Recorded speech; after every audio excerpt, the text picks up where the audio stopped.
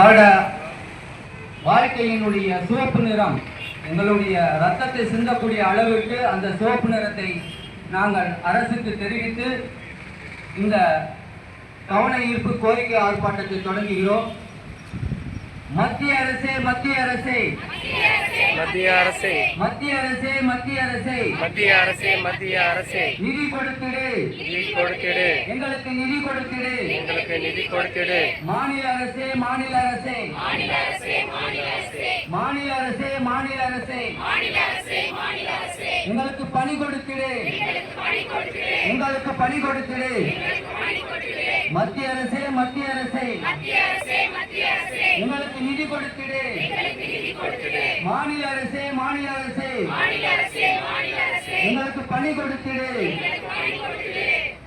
இந்த கோரிக்கை முதலாவது கோரிக்கை. எங்களுடைய முழு கோரிக்கை என்னவென்றால், தேர்ச்சி பெற்ற 23,000 ஆசிரியர் பெருமக்களுக்கும் தகுதி வாய்ந்த ஆசிரியர் பெருமக்கள் நாங்கள் எல்லா இடத்துலையும் தகுதி பெற்றுவிட்டோம்.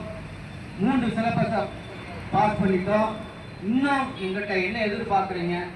நான் உங்கள்கிட்ட எதிர்பார்க்கறது ஒன்று தான், எங்களுக்கு எல்லாத்துக்குமே ஜாப். பாரபட்சமின்றி 55 வயசு வரை காத்திருக்கிறோம்.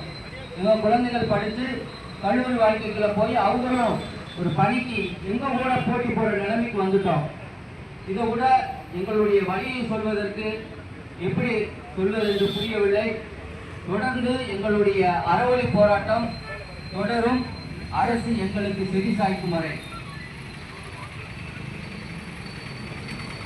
அனைவரும் தங்கள் உரிமைக்காக வந்திருக்கிறோம், தங்கள் குடும்ப நலனுக்காக வந்திருக்கிறோம், தங்களுடைய பொருளாதாரத்தை இழந்த பொருளாதாரத்தை மீட்பதற்காக வந்திருக்கிறோம்.